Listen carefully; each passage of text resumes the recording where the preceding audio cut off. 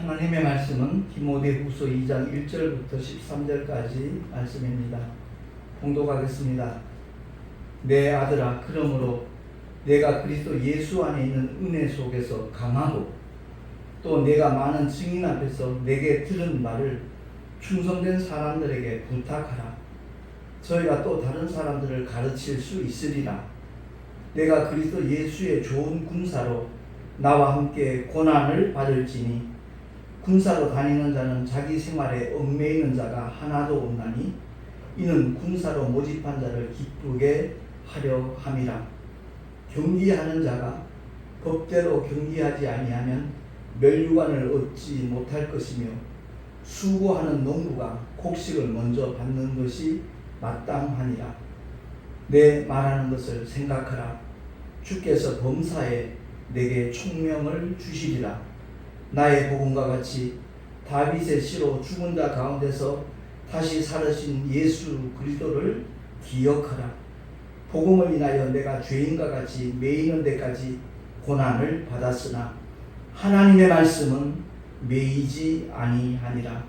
그러므로 내가 택하신 자를 위하여 모든 것을 참음은 저희로도 그리스도 예수 안에 있는 구원을 영원한 영광과 함께 얻게 하려 함이로라. 미쁘다 이 말이요. 우리가 주와 함께 죽었으면 또한 함께 살 것이요 참으면 또한 함께 왕노릇할 것이요 우리가 주를 부인하면 주도 우리를 부인하실 것이라. 우리는 미쁨이 없을지라도 주는 일향 미쁘시니 자기를 부인하실 수 없으시리라. 아멘. 기도하겠습니다. 하나님 아버지 감사합니다. 오늘도 주님의 귀한 진리의 말씀을 들을 수 있는 복된 시간 허락하셨사오매 성령 하나님께서 역사해 주셔서 듣는 우리 모두가 다 깨달을 수 있도록 도와주시고 하나님의 뜻대로 순종하리라 결단한 자들마다 그대로 실행하고 실천할 수 있는 힘과 능력을 주께서 물붓듯이 부어 주시옵소서. 전하는 자 듣는 자 다 함께 큰 은혜 있기를 간절히 소망하며 우리 구주 예수 그리스도 이름으로 감사하며 기도하옵나이다. 아멘. 요즘 전 세계의 이목이 프랑스 파리를 향하고 있습니다. 그 올림픽에서 과연 누가 금메달을 따고 은메달을 따고 동메달을 따게 될 것인가. 거기에 이제 모든 마음들이 이렇게 모두지고 있죠. 세상에서 1위라고 하는 그 명예와 함께 그 나라 국가의 영웅으로 대접받을 수 있는 기회이기 때문에 거기에 과연 주인공이 누가 될 것인가 하는 관심을 가지고 모두가 다 프랑스로 그 마음이 향하고 있는 겁니다. 사실 그 영광과 대접은요, 이 세상에서만 받을 수 있는 이 세상에 국한된 한시적인 영광이고 대접이라는 것을 우리는 너무나 잘 압니다. 그럼에도 불구하고 그들은 수년 혹은 10수년간 이렇게 메달을 따기 위해서 훈련을 거듭하고 있는 것을 얼마 전에 우리가 확인하고 볼 수가 있지요. 근데 사도 바울은 믿는 자들에게 이와 같이 권고합니다. 고린도전서 9장 25절 말씀 합독하겠습니다. 시작. 이기기를 다투는 자마다 모든 일에 절제하나니 저희는 썩을 멸류관을 얻고자 하되 우리는 썩지 아니할 것을 얻고자 하노라. 전 세계인들이 관심을 쏟고 있는 그 멸류관은 썩을 멸류관이라는 거예요.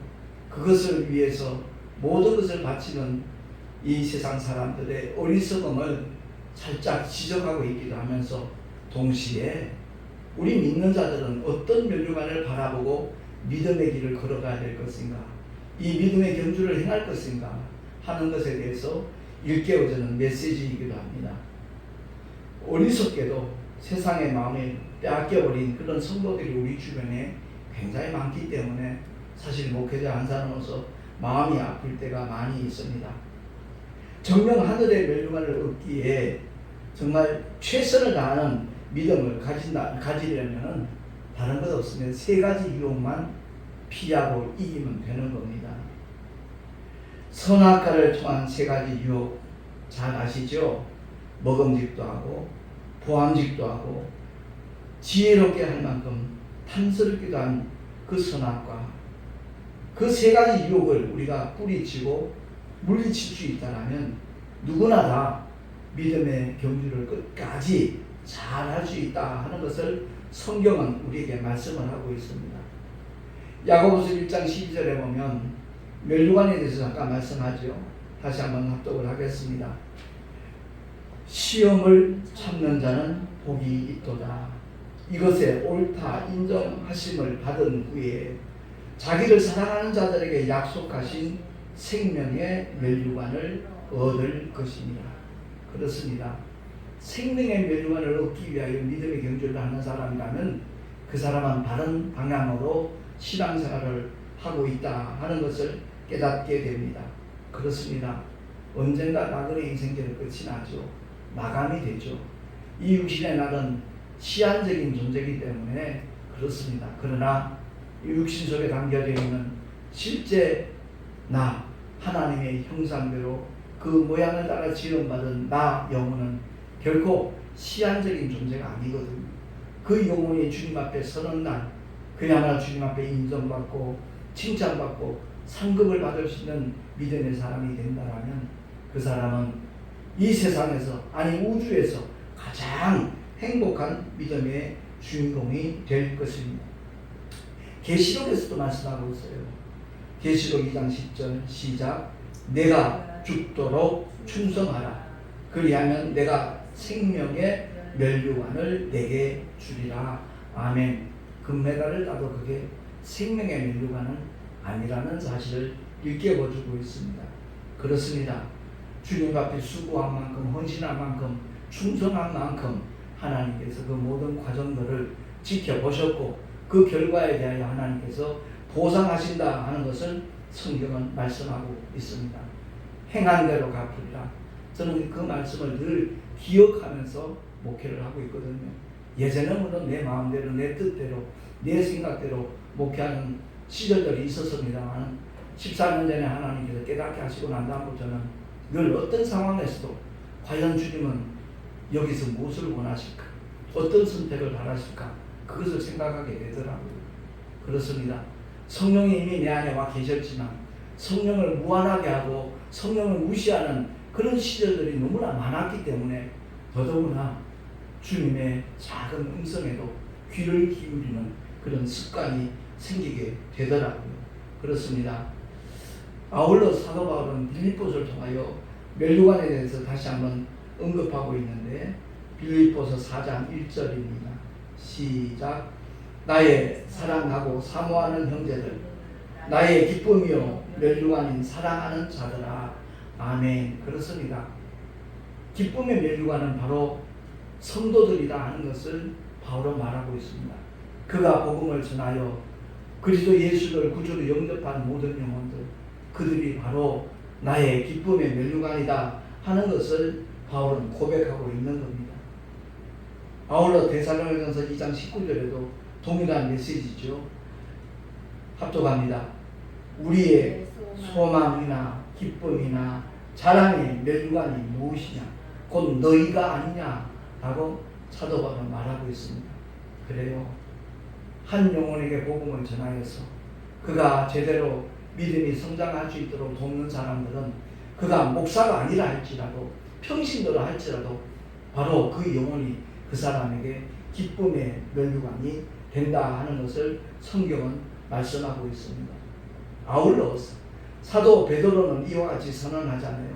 베드로전서 5장 3절 4절 정말 목회자들이 귀 기울여 들어야 될 메시지인데 한 번 더 합독하겠습니다. 시작. 막 이운 자들에게 주장하는 자세를 하지 말고 양무리의 본이 되라. 그리하면 목자장이 나타나실 때에 시들지 아니하는 영광의 멸류관을 얻으리라. 아멘. 부흥사들이 우스갯소리를 하잖아요. 그날에 개털모자 쓰면 안 된다. 그래요. 일평생 수고했는데 주님이 나 모르겠다는 것은 영원히 망한 거잖아요. 힘들고 어려워도 하나님의 뜻대로 살고자 할 때 주님께서는 감당할 수 있는 힘도 주실 뿐만 아니라 그 모든 과정들을 지켜보고 계시니까 결과만을 사람들은 중시하지만 우리 주님은 그 모든 과정까지도 지켜보신다는 거죠. 그래서 그리스도 예수 안에 수고하는 수고는 결코 실패가 없다는 것을 우리가 기억을 해야만 될 것입니다. 오늘 본문으로 돌아가면 복음으로 난 디모데에게, 복음으로 난 아들이라고 말할 수 있는 디모데를 향해서 사도 바울이 명령합니다. 권면 정도가 아니거든요. 3절 4절 한번 보겠습니다. 시작. 내가 그리스도 예수의 좋은 군사로 나와 함께 고난을 받을지니 군사로 다니는 자는 자기 생활에 얽매이는 자가 하나도 없나니 이는 군사로 모집한 자를 기쁘게 하려 함이라. 아멘. 그렇습니다. 이 말씀을 보면서 나와 함께 영광을 받을지니 라고 말하는 것이 아니라 나와 함께 고난을 받을지니 라고 사도 바울은 디모데에게 그렇게 말씀하고 있는 겁니다. 고난이 고난으로 끝나지 않는다는 걸 알기 때문에 주를 위하여 복음을 위하여 수고한 만큼 고난 받은 만큼 하나님의 보상과 위로가 있다 하는 것을 바울은 너무나 잘 알고 있기 때문에 그렇습니다. 셋째 하늘까지 이끌림을 받았던 사도 바울은 그 일을 결코 잊을 수가 없을 겁니다. 복음을 전파할 때 반대 세력도 나타나고 있을 것이고 더더구나 자기를 죽이기 전에는 절대 먹지도 않겠다고 결심을 한 40명이 유대인들이 있었잖아요. 그럼에도 불구하고 바울은 결코 그것 때문에 주저하거나 중단하지 않았다 하는 것을 성경은 우리에게 증언을 하고 있는 겁니다. 분명히 십자가의 정의 군병으로 택함받은 하나님의 사람들은 누구를 기쁘시게 해야 될까요? 나 자신이 아니잖아요. 나를 모집한, 군사로 모집한 하나님을 십자가의 정의 군병으로 택하시고 불러주신 하나님을 기쁘시게 하기 위해서 최선을 다하는 그 사람이 진짜 주님의 군사이라는 것을 우리가 기억을 해야 될 것입니다. 제가 며칠 전에 회사로부터 이렇게 급여 명세서를 받고 사실 눈을 잠깐 의심했어요. 평상시에 받던 급여의 절반도 채 안 되는 금액이 이렇게 나왔더라고요. 이유야 뻔하죠. 7월달에 내가 근무를 온전히 할 수 없었고 이처럼 백내장 수술에 또 닷새 동안은 필리핀 선교대회에 갔었기 때문에 당연한 결과인 줄 알면서도 순간적으로 살짝 마음이 이렇게 어려워지더라고요. 기도하는 순간 주님의 위로가 넘쳐요. 그렇습니다. 하나님께서는 어떤 통로와 어떤 과정을 통해서라도 책임져 주시는 하나님이라는 그 믿음이 들어서는 순간에 오히려 감사와 찬송이 나오게 되더라고요. 그랬더니 생각지도 않게 늘 이게 택시장대 후원하는 권사님이 한 분 계셔요. 그 권사님이 평소에 이렇게 보내는 금액보다 또 더 많이 보내셨더라고요. 사실 처음에 우리를 위로하기 위해서 보낸 그 돈이 평소에 보내는 금액의 절반 정도였어요. 그래서 이 권사님 하는 사업이 좀 어렵긴 어려운가 보다 했는데 늘 보내시던 날에 또 그 금액을 보내신 거예요.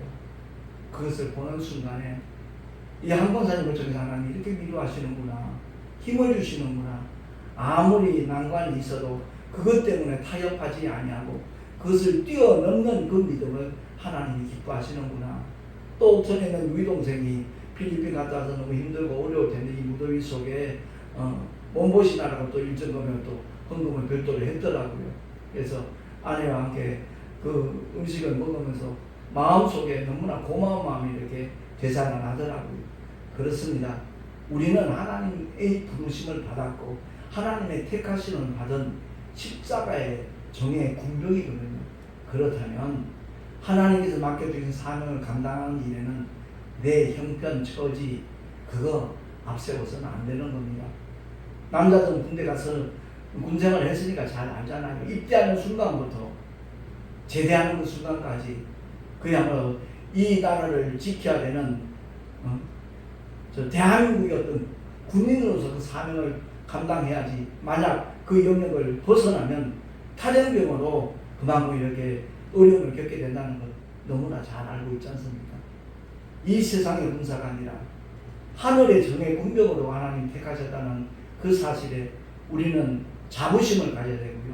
그것을 감당하기 위해서 끊임없이 하나님의 지혜와 하나님의 능력과 하나님의 도우심을 구해야 될 줄로 믿습니다. 아울러 지금 스포츠가 파리에서 올림픽이란 대회를 이렇게 펼쳐지고 있지만 분명히 그 선수들은 반드시 법대로 경기를 해야 되는 겁니다. 아무리 빨리 도착했다 할지라도 뭔가 라인을 벗어나거나 잘못했을 때는 금메달을 받을 수가 없죠. 그래요. 법대로 경기한다. 이 말씀을 우리가 깊이 되새겨야 될 것 같습니다. 내가 아무리 선지자 노릇하고 귀신을 쫓아내고 병든 자를 고치고 많은 권능을 행하였다 할지라도 주님 앞에 불법을 행하는 자들아라는 말씀을 듣는다면 그는 영원히 헛수고한 사람이 될 것이고 가장 불행한 그러한 주인공이 될 수밖에 없다 하는 것을 성경은 우리에게 말씀을 하고 있습니다. 사도 바울은 다른 것보다도 가장 강조하는 것이 8절 한번 합독하겠습니다. 시작. 나의 복음과 같이 다윗의 씨로 죽은 자 가운데서 다시 살으신 예수 그리스도를 기억하라. 아멘. 오직 기독교 신앙의 핵심인 부활을 잊지 말라는 겁니다. 육신의 날들이 언제나 마감되지만 그것이 끝이 아니라는 것을 성경은 구구절절 말씀하고 있는 것이고 오늘 본문에서도 다시 한번 복음으로 난 아들 디모데에게 사도 바울은 일깨워주고 있는 메시지입니다. 뿐만 아니라 자신의 삶의 여정, 그 목회의 여정을 이렇게 기억을 시키고 있잖아요. 상기시키면서 9절에 보니까 복음을 인하여 내가 죄인과 같이 매이는 데까지 고난을 받았으나 하나님의 말씀은 매이지 아니라 아멘. 이 사도 바울의 위대한 신앙 고백이잖아요. 결코 하나님의 말씀은 매이지 않는다는 것. 그렇습니다. 우리 모두가 다 하나님의 생명의 말씀을 무장만 한다면 언제든지 어떤 상황 속에서든지 그 순간에 필요한 생명의 말씀, 진리의 말씀이 떠오르도록 성령 하나님의 역사를 하신다는 사실입니다. 우리가 그런 은혜만 날마다 경험할 수 있다면 어떤 상황 속에 있어도 좌절하지 않는 것이고 기쁨과 찬송으로 하나님께 영광을 돌리면서 주님이 맡겨주신 사명을 제대로 감당하는 믿음의 주인공으로 분명히 드러나게 될 줄로 믿습니다. 바울이 모든 것을 참는 이유가 뭐라고 그랬어요? 내가 택하신 자들을 위하여 모든 것을 참음은 하나님의 택하신 자들이라고 생각했을 때 결코 타협할 수도 없고 중단할 수도 없고 포기할 수도 없다 하는 것을 그는 고백하잖아요. 왜? 저희로도 그리스도 예수 안에 있는 구원을 영원한 영광과 함께 얻게 하도록 하기 위해서 참고 있다는 거예요. 그렇습니다. 우리 모두가 다 믿음의 길을 걸어가면서 때로는 억울한 소리 들을 수도 있잖아요. 누명을 쓸 수도 있잖아요. 그럴지라도 우리가 믿음으로 참고 견딘다면 아름다운 결과가 나오도록 하나님께서 분명히 역사하여 주실 줄로 믿습니다. 아울러 사도 바울은 디모데후서 4장 8절을 통하여 이와 같이 고백을 하는 겁니다. 합독합니다. 이제 후로는 나를 위하여 의의 면류관이 예비되었으므로 주 곧 의로우신 재판장이 그날에 내게 주실 것이니 내게만 아니라 주의 나타나심을 사모하는 모든 자에게니라. 아멘. 그래요. 복음을 위하여 가장 수고한 사람이 있다는 그 대표적인 인물이 아마 사도 바울일 겁니다.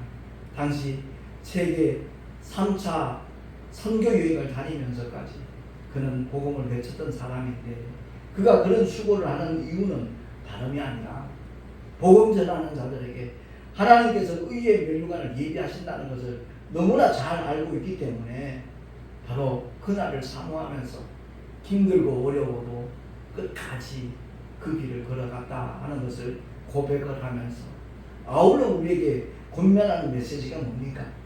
내게만 아니라 주의 나타나심을 사모하는 모든 자에게 그렇다 하는 것을 말씀하고 있는 겁니다. 오늘날 교회는 열심히 다니는데 신앙생활을 잘하는 것 같은데 주님의 재림에 대해서 너무 무감각하고 무관심한 그런 사람들이 주변에 많이 있다 하는 것을 목격하게 되거든요. 그렇습니다. 우리 모두가 속고 있어요. 눈에 보이는 이 현실 때문에 영원한 세계에 대하여 희미해지고 그야말로 눈이 어두워지는 그런 현상들이 이 마지막 때는 많이 나타날 것이다 하는 것을 우리는 느낄 수가 있잖아요. 그래요. 끝까지 주님을 따라가는 사람이 복된 사람이라고, 세상에서 가장 행복한 사람이라고 지난주에 그렇게 메시지를 나눴습니다만, 우리 모두가 다 주님 앞에 서는 날, 주님 앞에 인정받고 칭찬받고 면류관 받는 그 순간까지 중단하지 않고 타협하지 않고 끝까지 매진할 수 있는 하나님의 사람들이 될 수 있기를 예수 이름으로 축원합니다. 올림픽을 보면서 금메달을 받는 사람, 그 선수들마다 눈물을 흘리지 않는 사람 거의 없더라고요. 지난날 자기가 수고한 그 모든 과정들이, 어려운 순간들이 떠오르기도 하지만 동시에 참으로 내가 우리나라에, 내 고국에 이렇게 헌신했다, 충성했다, 영광을 돌렸다 라는 그런 감회 때문에 아마 눈물을 흘리는 것 같더라고요. 그래요. 특히 시상대 올라서 애국가가 퍼질 때 단 한 번도 눈물을 흘리지 않는 선수 전 본 적이 없거든요. 제가 놓친 적이 있어서 그랬는지 모르겠지만 아무튼 제가 본 그 뉴스를 통해서 금메달 수여하는 그 모든 선수는 하나같이 눈물을 흘리더라고요. 기쁨의 눈물, 감격의 눈물.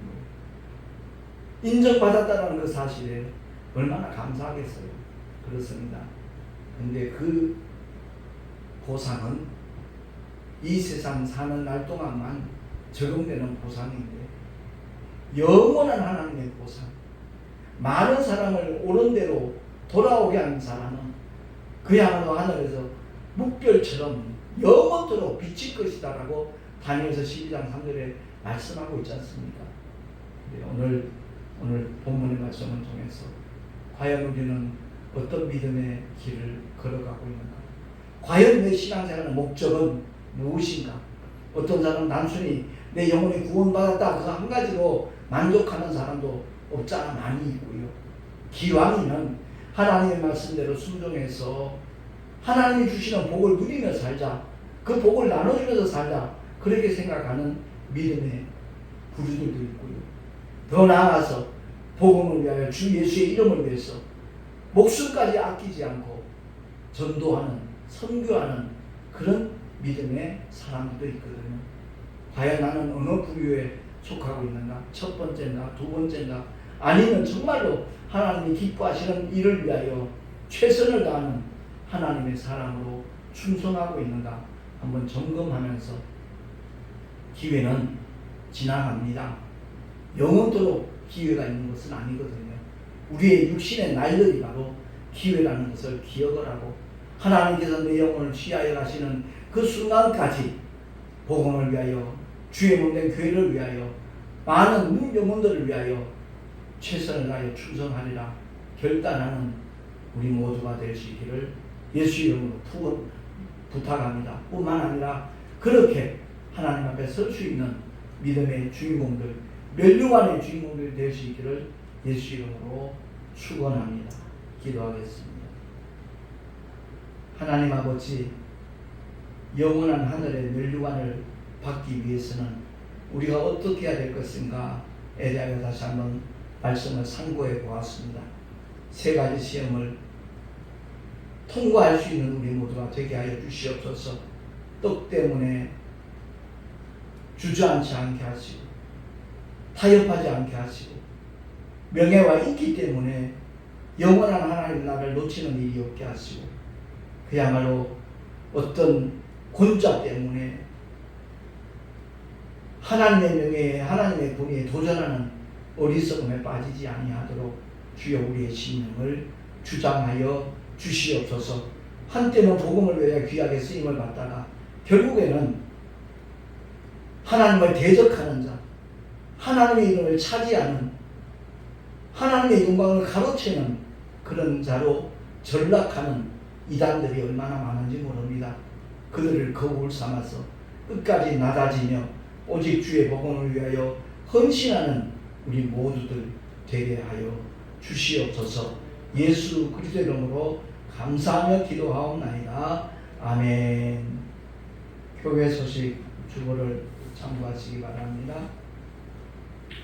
오늘 오후 4시에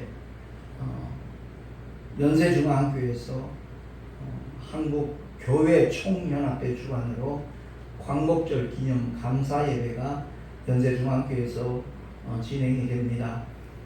위에서 기도해 주시기 바라고요. 동기 목사님이 이 단체의 이제 법인 사무총장인데 전화를 며칠 전에 했더라고요. 다름이 아니라 그 특별기도 순서들을 여러 목사님들이 봤는데 저도 계속 거기에 동참이 되었었는데 그 모든 기도의 순서가 끝나고 난 다음에 5분 동안 통성기도를 인도해 달래요. 그 말을 듣는 순간에 제가 생각나는 것이 20년 전에 구국 금식기도회 한국교회 목회자 300명 선상중 모집을 해서 기도를 할 때 제가 이 팀장을 맡은 적이 있어요. 그래서 팀장들이 3시간 통성기도로 쉬지 않고 기도하는 그 순서가 주어져 가지고 그날이 생각이 나더라고요. 3시간 동안 부르짖는 기도 쉽지 않거든요. 근데 그 시간이 끝나고 난 다음에 하나님께서 굉장히 어떤 영적인 힘을 부어주는 것을 경험한 적이 있었습니다. 어쨌든 오늘 수천 명 모이는 그 자리에서 합심기도 인도할 때 성령의 역사하심이 강하게 나타나질 수 있도록 중보기도 해주시면 대단히 감사하겠습니다. 그리고 8월 15일 주사산교에서 한국장로교 통일비전 샬롬 부흥기도회 및 청소년 찬양 축제가 있습니다. 이를 위해서도 기도해 주시면 고맙겠습니다. 우리 교단의 총무 목사님하고 제가 대표로 참석하게 되어 있는데 아무도 오가는 길 하나님 지켜달라고 기도해 주시고 그 시간을 통하여 하나님 앞에 큰 영광 돌릴 수 있는 찬양 축제가 되고 또 샬롬 부흥 기도가 될 수 있도록 기도해 주시면 대단히 감사하겠습니다. 이제 딱 한 달 남았네요. 총회장 연임 마감되는 날이 한 달 남았습니다. 위에서 기도해 주셔서 마지막에 유종의 미를 잘 거둘 수 있도록 기도해 주시면 대단히 감사하겠습니다.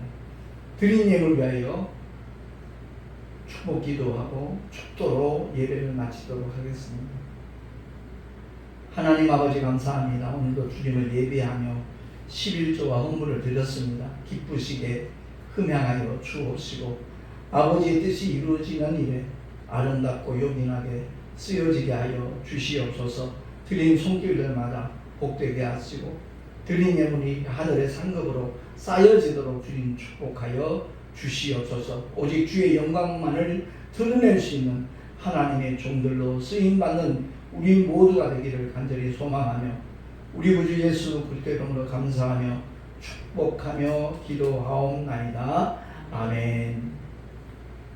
이제는 우리 주 예수 그리스도의 크신 은혜와 하나님 아버지의 영원하신 사랑하심과 보혜사 성령 하나님의 내리교통 인도하시며 축복하시니 하늘의 영원한 멸류관을 위하여 헌신하니라 죽도록 충성하리라 다짐한 하나님의 사람들 머리 위에 그 가정과 자녀들과 경영하는 모든 이들과 삶의 자리 위에 또한 주께서 피로 값주고 세우신 주님의 모든 교회들 위에 지금으로부터 영원토록 함께 있을지어다. 아멘.